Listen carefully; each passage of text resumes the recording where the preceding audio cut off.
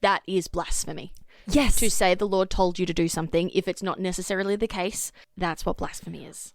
1,000%. So that's what I'm trying to get with this. It's like, taking responsibility. I think this verse is saying, like, do what you can to live a peaceful life. Take responsibility for your life. Like, yes, there are going to be times when God tells us to go do something, to go live somewhere, to like quit your job or whatever. And I've had those moments, but we can't let God take the heat for everything we do.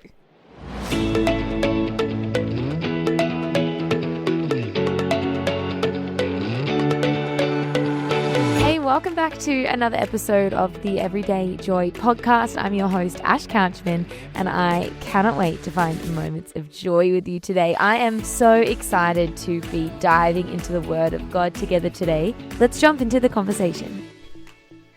Shay, welcome back to the podcast. Hello, thank you. Wrapping up another week. Yep. Wow, they go quick, don't they? I love Fridays. Guys, it's like almost Christmas. No, genuinely. Like genuinely, it's almost Cannot Christmas. wait. It's crazy. I did an interview. I'm going to air it on the morning show that I do in a little while. I got to interview the director of Elf the musical. No. And I totally geeked out because Elf is my favorite Christmas movie. Because that's awesome. One of my favorite musicals of all time. This is such niche musical theatre knowledge. I'm so sorry for everyone who doesn't care. I'm obsessed with a musical called Something Rotten. Have you ever heard of it? Seen it? I don't even know, like it was on Broadway and I think it went to the West End. It's never come to Australia. It's done a run in New Zealand, but it has never come to Australia. It is one of the funniest musicals I have ever seen in my life. Oh, no, I really want to see it. It is basically like a satirical Shakespeare musical. Basically, there's Shakespeare is like living his best life. He's writing plays. Everyone is obsessed with him. He's like the good guy / bad guy in it because everyone's obsessed with him. And there is, I don't know if it's his brother or a friend. There's this other guy who's like, Shakespeare's getting all the popularity. None of my plays are going well. So he writes the first ever musical and he calls it Omelette.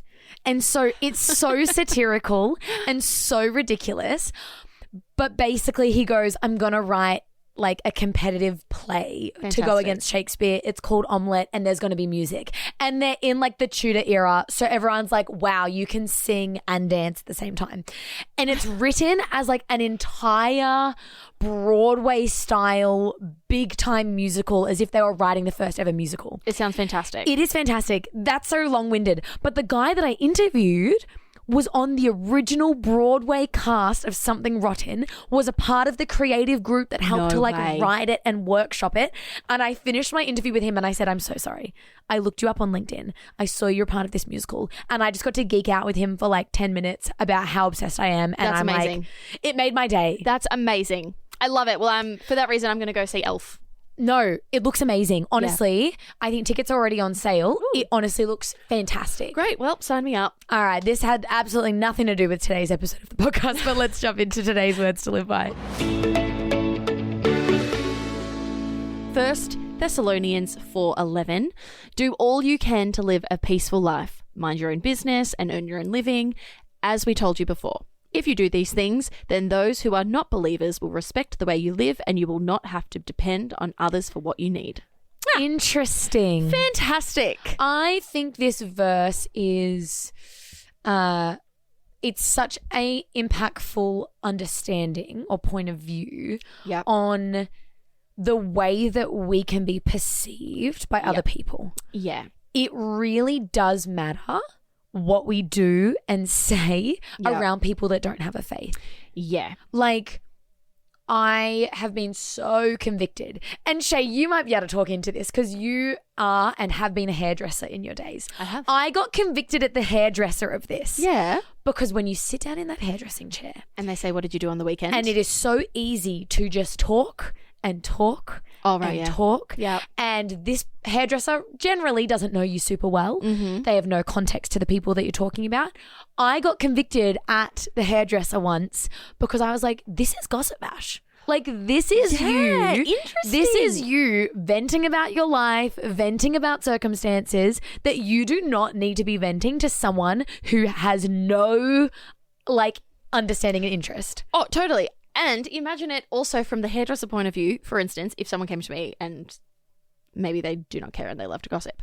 And then how do I react Yeah. to somebody else's story where Yeah. I'm like, I probably shouldn't be knowing any of this. Totally. Because I know a lot of stuff But that's about what a I lot mean. of people. Something about sitting in that hairdressing chair, Yeah. everyone gets super comfortable. I don't know if it's the same for guys, but for women, definitely. 100%. And so I remember getting convicted about this at the hairdresser once where I was like, Ash, you are being a representative of Christ. Yeah. Like you, whether they understand it fully or not, like your hairdresser, Yeah. like you need to be the greatest example Yeah. of Christ in this situation. And it seems funny and silly and not that important. No, but it's it so true. is. 100%. Especially when they go, what's your job? And you go, Totally. I work at the Light, Or a I'm Christian pastor. organization. Like, and I feel like it's easier to hide the conviction if your job has nothing to do with faith, and you can hide the fact that you have a faith. Definitely.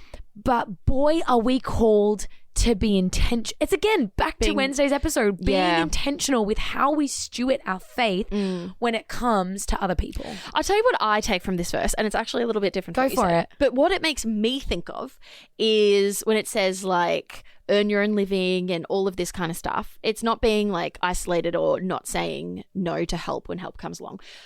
I think this verse is just making sure that you still need to be self-sufficient and not completely rely on everyone Yeah. and take advantage. Yeah. Does that make sense? No, I get you. It's kind of like this thought of we need to be. We still need to take responsibility for our life. Yes.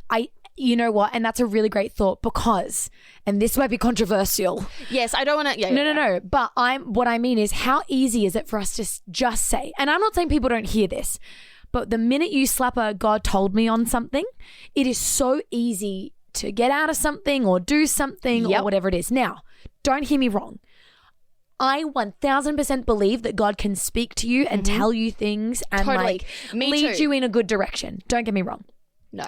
But I think you're so right. We need to be wise in the sense of, like, I remember having a conversation with someone and they were deciding, you know, what to do about it, like a situation, and whether it would reflect Christ to this friendship group well. And they had this dilemma of being like, I want to show Christ to them. Like, I want to be a reflection of that. Yeah. They told their non-Christian friends, I'm going to go pray about this.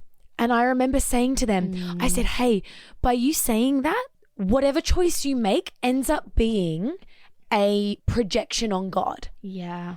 That's such a mishmash way of describing what you're trying to say. But by going, you know what, I'm going to go pray. When you tell a non-Christian, I'm going to go pray about this. Yeah. Or God told me this. Yeah. And I'm not saying that God hasn't told you this. Or I'm not saying that God hasn't whatever. Yeah. But what we say with God's name in place or hearing God's voice in place has a huge impact on the way people perceive us. Now, that's not to say we make choices based on people's perception of us. If you feel God on it clearly and you feel and you truly have like got wisdom and counsel and have heard from God, go for it. But it also, you just do need to be extremely careful because that is blasphemy. Yes. To say the Lord told you to do something, if it's not necessarily the case, that's what blasphemy is. 1,000%. So that's what I'm trying to get with this. It's like, taking responsibility. I think this verse is saying, like, do what you can to live a peaceful life. Like, earn your own living. Like, Take responsibility for your life. Like, yes, there are going to be times when God tells us to go do something, to go live somewhere, to like quit your job or whatever. And I've had those moments, but we can't let God take the heat for everything we do. Yes. There is a extraordinary amount of free will that God gives us, and we need to be able to make those wise choices. Again, strategic, healthy stewardship. Yeah. And I think it all comes back to that place of like, I need to make sure that my life is reflecting Christ well. Yeah. Not to be intimidated, not to care what people think, because we don't live our lives determined by what others think. But at the end of the day, someone who does not have a faith, what language do they use here? So you may win the respect of outsiders. Yeah.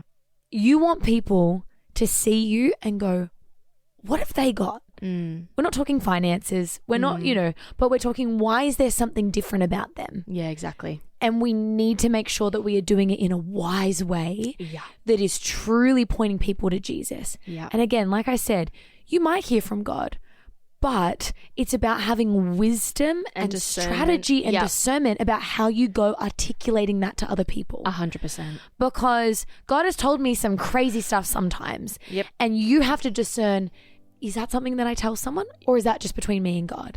Is that something that I, and look, sometimes God will tell you to tell someone, but use discernment, use wisdom. And you know what? This is the thing that I always say. This is the thought I'll leave us with. If I feel like God is speaking to me, let's say I felt like God had given me some wisdom to speak to you, Shay. I will always use the language, I feel like God might be saying this. Yeah.